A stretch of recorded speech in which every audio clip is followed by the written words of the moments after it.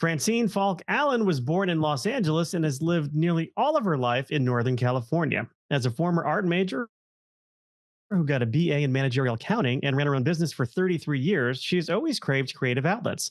She joins me today on Uncorking a Story to discuss her life and new book, A Wolff in the Family. Welcome to Uncorking a Story, Francine. Thank you, Michael. Francine, I'm excited to have you here, and I'm curious to know, where does your story as an author begin? I started uh, writing my first book in probably 2012, but I wasn't spending much time on it. So I started a writing group. And in 2013, I started really getting serious about it and published that one in, I think it was 2016, 2017. And I had been told by people, because I would send them stories and little vignettes about my life. I've been told by people so many times, you should write a book. So my first book was a memoir about growing up with polio, actually, what it was like to navigate the world as a woman with a disability and how it affected my career and relationship choices and all of that.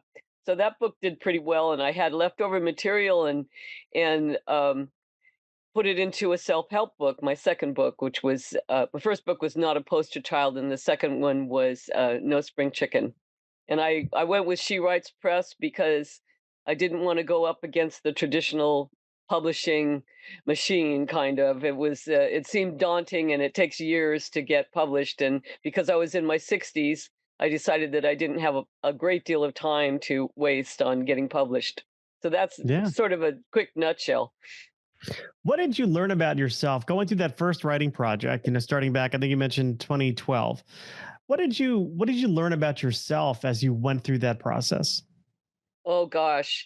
I rewrote that book 17 times, and um the first time I wrote it, I handed it to a good friend who actually had been a book critic in Scotland. She had reviewed about 250 books.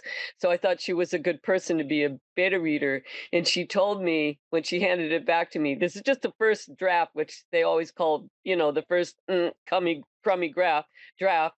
Anyway, she said, you're pointing fingers at people. So I had to go back and look at how I was discussing disability and realized that I had some resentment about how I'd been treated in a lot of situations. So I managed to change the perspective of the book and use I statements more, like this is what happened to me. And then people can decide whether they've participated in discrimination or maltreatment of disabled people. So that was a good process for me to learn that I had this resentment that was like under the surface, and I needed to find a way to process it. Yeah, I mean, for me, writing can be very therapeutic, and it sounds like for you, there were definitely some therapeutic properties to it. Yeah, definitely. And the chapter I wrote about my father died when I was small. So I was a disabled kid with no daddy, and he was the parent that I was the closest to. And when I wrote that chapter about losing him, boy, it was cathartic for me. It took me many readings before I could read it without crying. And finally it got to the point where I thought, well, okay, this is a moving chapter, and I found that it was moving for other people too. So that was okay. It's okay to go through some sadness and all that when you're exploring your past or even your present life. Yeah. So I know you mentioned living with polio. Tell me a little bit more about that. Well, I have a mostly paralyzed leg. My foot has been paralyzed since I was 3. I was in the hospital for 6 months as just past a toddler, a very young child, and, they didn't think I was ever gonna walk again. I'd be in a wheelchair the rest of my life, but fortunately, there were some really astute physical therapists in the hospital in Santa Monica where I was treated, and, they got me onto little crutches, and a few years later, I was able to walk without them. Now I'm using them again, but that's the way it is for people that are post polio, patients. And I use arm cuff crutches now to get around the house, and that's new in the last few years. I started using them maybe 5 or 10 years ago when I was doing errands and or traveling and things like that, and now I need them at home as well. But I'm 77, and I actually, oh gosh, about maybe 10 or 15 years ago, I went to a polio support group, and I ended they were ending, and I ended up kind of poaching some of their members and starting a group myself here in Marin County. But I was surprised there were 40 people there, and many of them were in their 90s or the late 80s. I thought, okay, I'm going to live a long time, even though I have a disability. You know, it's not going to affect my longevity, so I need to plan for that. And I got more serious about planning my time so I don't wear myself out and that sort of thing, which is it's sort of common with chronic fatigue and people who have MS. We have to really plan our time and not overdo. Yeah, fair enough. Well, what can you share with us about A Wolf in the Family? I went to a memorial service. I think it was 2007 for one of my uncles. My mother was came from a family as she described as having 12 children, and then I found out that there are actually more later on after she died. I learned this, and so I went to this memorial service, and I'm sitting across from my Aunt Dorothy after the service, and it was just a typical church thing with folding tables and egg salad sandwiches, and just she was talking about something else, and out of the blue there was this sentence thrown in, well, when we were in the orphanage. And I turned to my cousin Chris. I said, "Did you know about this?" And she said, "No." And I said, "Wait a minute, Aunt Dorothy, back up. What do you mean when you were in the orphanage?" And she said, "Oh, Daddy put the five of us kids in an orphanage." And then she told me why. And I was absolutely stunned. My mother had never told me about any of this. There were these scandalous events that happened in the family, and my mom had sort of glossed over them and told me that my grandparents had divorced, but she didn't tell me why. And my grandmother had actually born 14 children at the time that my grandparents split up. So that was a pretty big deal to split up after having 14 children in 1929. So I delved into why this happened, asked different relatives their version of the story, did a lot of genealogical research. I had done genealogical research in the past, so this wasn't something new to me. And I researched census records and found where everyone was and decided I just had to put this story together because it was too good to just leave alone. I mean, I'm certainly intrigued. 14 kids, 1929. I remember my grandparents. I never knew it, but my grandparents were divorced. So the guy I knew who was my knew as my grandfather was really my mother's stepfather. And that wasn't talked about, and that was like right before World War II. So I can only imagine even earlier than that, after so many kids. My mother was an only child. What did I mean? Can you share what you learned, or do we have to buy the book? Some of it I can. I don't want to give too much away because it becomes spoilers, but my mother had well, first of all, I knew a grandmother too as a child, and she was German. And I always thought she was my mother's mother. And I guess when I was maybe 10 or 11, I said, "How come Uncle Ralph, who was my youngest uncle and lived in the same town that we did, because my grandparents had moved to California and they lived just 2 blocks away from us. So I knew my grandfather, and their youngest son lived with him. I said, how come he's got a slightly German accent from grandma and you don't?" And she said, "Well, she's not my mother." And that was stunning to begin with, that I had a real grandmother that I'd never known. And she had died when I was 2. So my mother filled that in for me. But then she just said, "Well, my dad and my mother split up."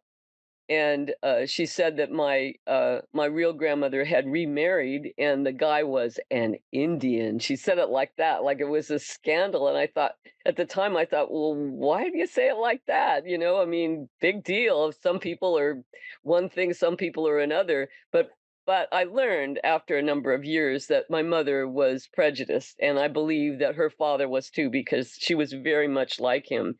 And also in researching with my aunts and uncles, um, I told them, I told them that I thought my mother was really a lot like her father, and I experienced my grandfather as being very vindictive, and my mother had a streak like that too. She could hold a grudge for like 15 or 20 years if she wanted to. And so those things gave me the material for their personalities in the book because they are definitely the key characters in the book. And I had to make up my grandmother because I'd never known her. But knowing that she remarried someone who was so different from my grandfather and that she had been home alone while he was away on the railroad all the time, and she was raising one child after another. And my mother told me that she had to babysit from the time she was tiny. She was folding diapers and taking care of kids from by the time she was 6 or 7, and finally at 14 had to move out or chose or had to. You can kind of make up your own mind about that. That's in the story because she was just tired of being a babysitter. And so there were a lot of vignettes from my mother's childhood that I've put in there because I knew those things were true, and then I had to make up the rest. But I don't want to give away too much because I really worked hard to structure the story so you find these things out one thing at a time, and you become shocked by them as well. Yeah. So suffice it to say that there was a surprising reason that my grandparents split up, and my grandfather reacted very badly, very badly, and that was part of why the children were put in an orphanage, and they didn't stay there. That's the other part I can tell you, but yeah, I'm Now, was sorry your to be mother so one of the? secretive.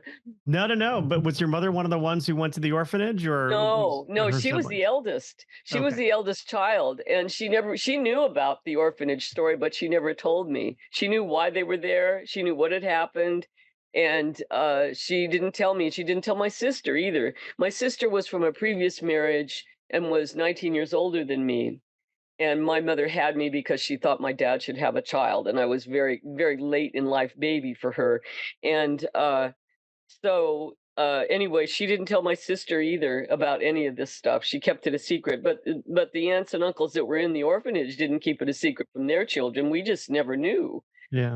So, yeah, there were a number of surprising things that happened. So memoirs are tricky things, because they're they're based on truth or someone's perception of what the truth was. I'm curious, how has the reaction been within your family? Were are they open to this, or or Well, were you telling okay, some tales that?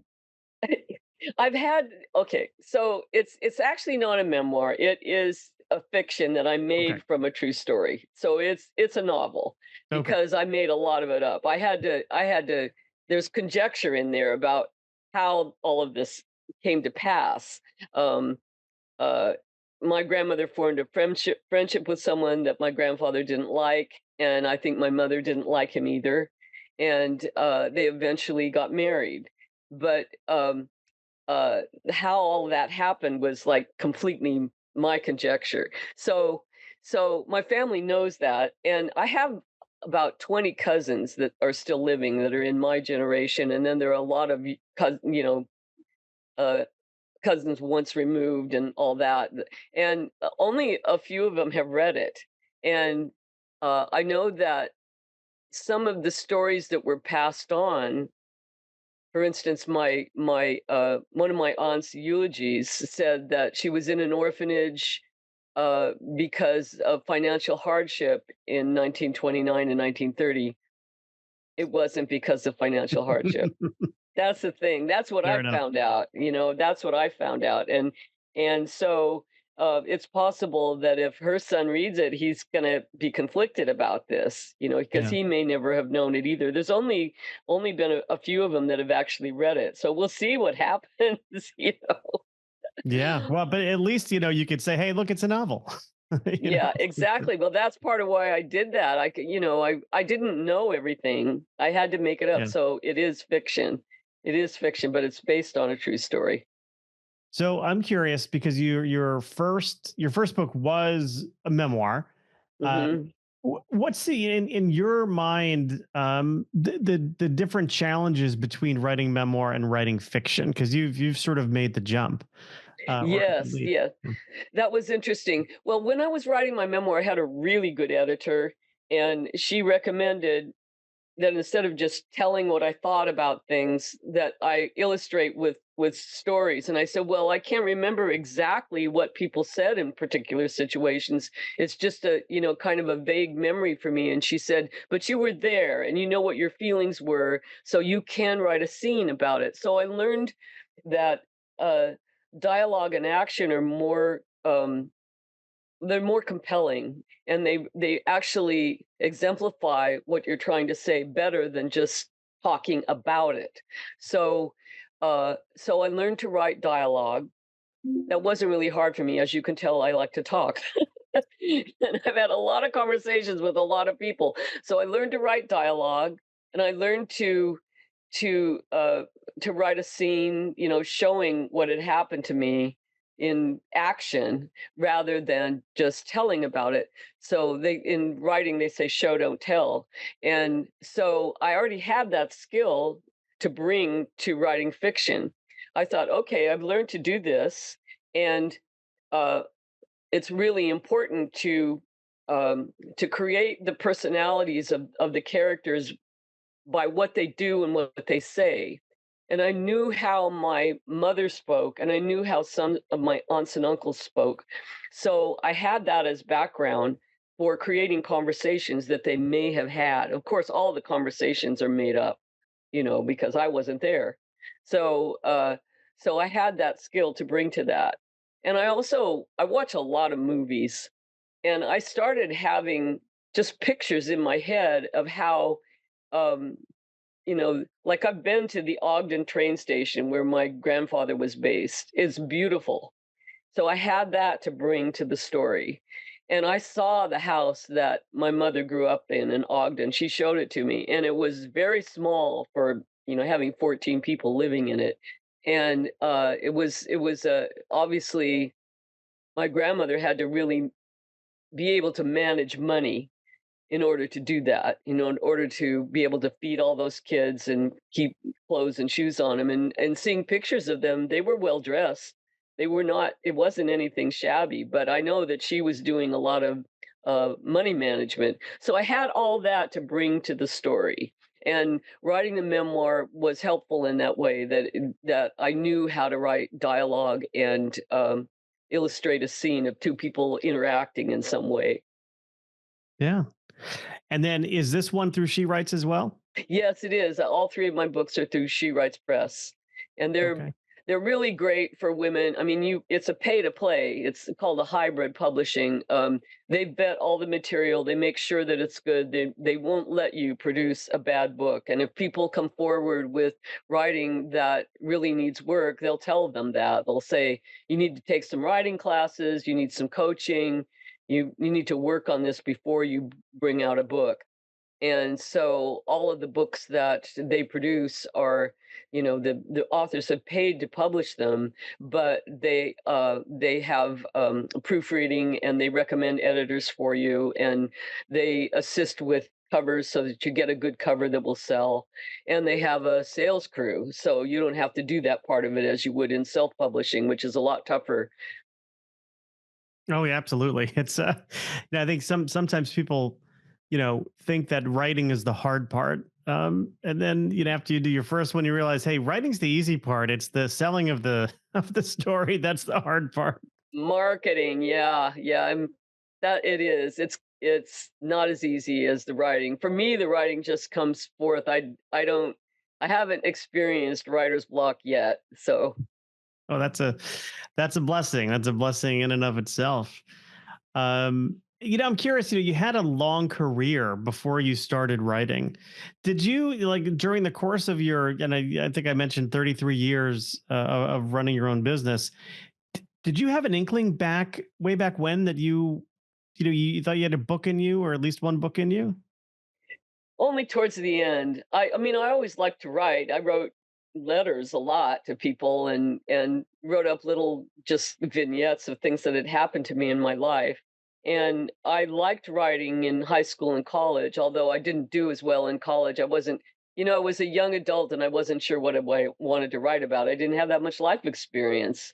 So, so yeah, I started thinking about it towards the end of my career. I thought, well, maybe I will write a book at some point. And then when I sold my practice, I just worked part time for other accountants, and then I had the time to actually apply myself to it. So it's partly a matter of not having time. It was, but it wasn't really in the back of my mind until a couple of years before I retired. Yeah. And sometimes it just takes a while for the story to come out and present itself to you. Um, Right, and I had thought at the time, "Well, what would I write about? What do I really know about? What would people be interested in?" And I thought, "Well, I sure know a lot about having a disability, a lifelong disability, so maybe that would be interesting." And also, it sort of coincided with the anti-vax movement, which really rubs my fur the wrong way. And so I felt like this my friend from Scotland who was the book reviewer, she said, "You should strike while the iron's hot because this may go away." Obviously it hasn't, partly because of COVID, but yeah, so I thought, well, I should get it out as soon as possible. That was another reason that I decided to go with She Writes, because I thought, this might be something that people are not interested in 2 years from now. So, r- right. Well, Francine, one way I like to get to know my guests a little bit more is by asking a couple of pop culture questions. So I'm curious, when you were growing up, when you were little, did you have anything that you like to watch on TV, or do you have any favorite movies? oh yes, I've just been thinking about this recently because I wrote a story. I wrote an article about what's being called cultural appropriation and sometimes called cultural borrowing, which I feel is a lot kinder. I used to watch cowboy shows on TV when I was little, and Red Ryder was one of my favorites because there was a little Indian boy in this show called Little Beaver, and this was taken from a comic strip, Red Ryder comic strip. And Little Beaver was Red Ryder's sidekick and his spy and his confidant. And I, at the time, thought, "Gosh, this little Indian boy is really important. He's doing a lot of the work, and he's trusted with responsibility, and he's a child. This is really intriguing." So I kind of became intrigued with Indian culture, and my mother actually got me a little story. They had these storybook dolls when we were little. They were little tiny. I've actually got one back here, but I can't get it for you just at the moment. And she was, dark skinned, and she had a white leather outfit on, and I was just always really intrigued with that. And I liked uh, what was that? The Cisco Kid, and he had a sidekick who was Mexican, Poncho, and I also liked Buffalo Bob, and partly because my dad's name was Bob, but that was he was the one that had Howdy Doody, the puppet, the cowboy puppet, and they had an Indian maiden on that show too.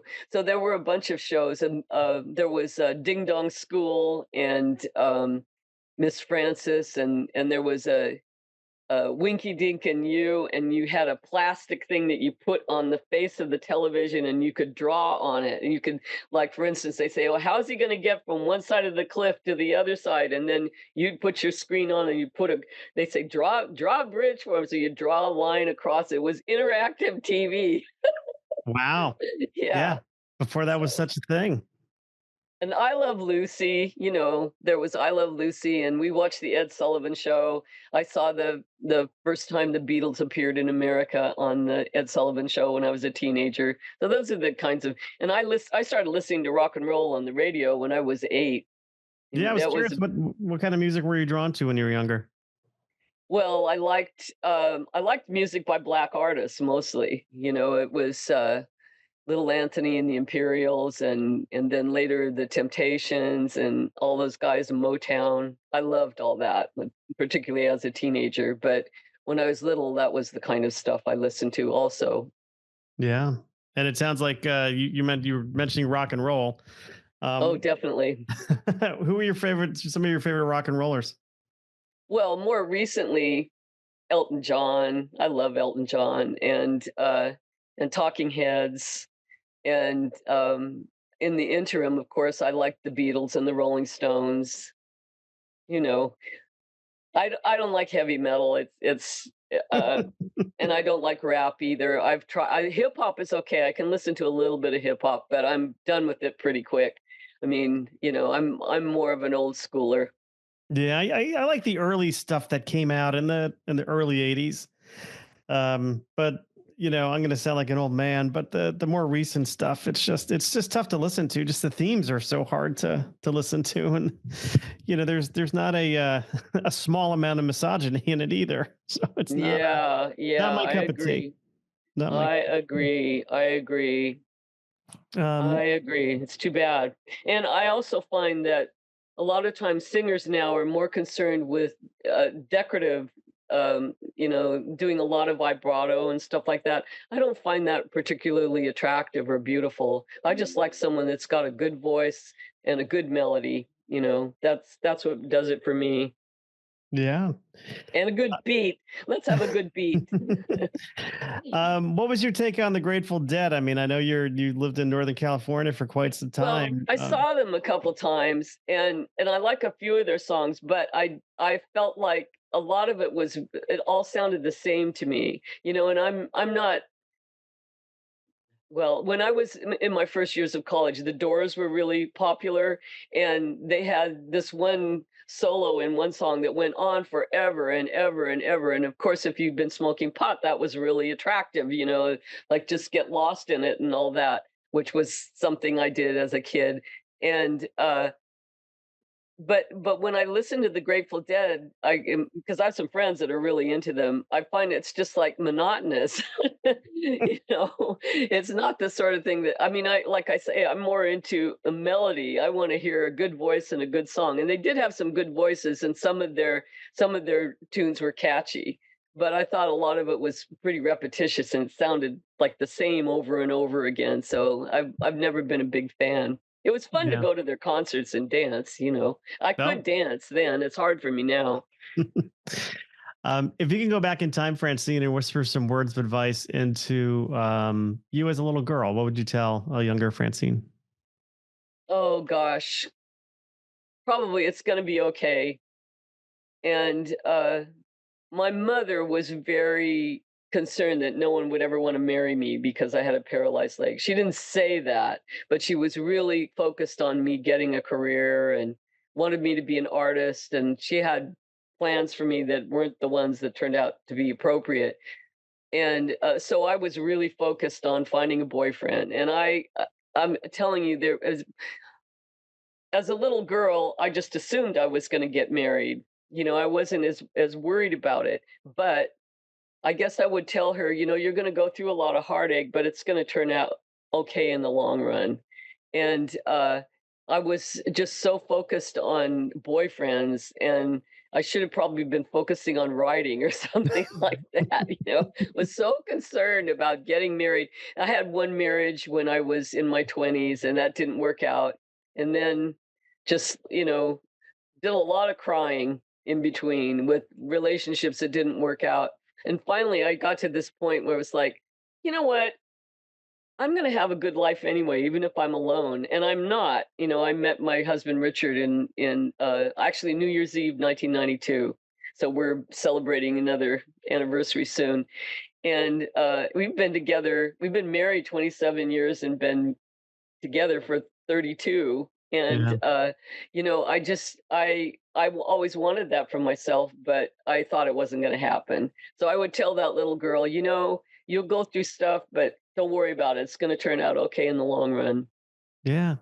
Yeah, it typically does, right? And things happen when they're meant to happen, whether that's, publishing a book, in your 60s or finding, the right partner later in life. It just things happen on their own time. It doesn't necessarily happen on our time or in Yeah, our no timeline. kidding. No kidding. Well, Francine, are you active on social media? Do you have a website that you Yes. can share with the listeners? Yeah, I have a website. It's francineFalkAllen.com. And That's spelled FrancineFalk-Allen. My maiden name was Allen, and I married Richard Falk, so I took Falk Allen, which has been a good thing because there are no other Falk Allens in the universe that I've found. So, and then I'm also on Facebook. I have a personal page and I have an author page, and Francine Falk Allen author, and in there they won't let you use a hyphen. So, and then Francine Falk Allen on my personal page. Well, very good. I will put all of that in our show notes so people can find you easily. And Francine, I will say thank you for stopping by Uncorking a Story and letting me uncork yours. Well, thank you, Michael. I really appreciate the opportunity to talk with you, and I hope you had a good time. I did. Absolutely.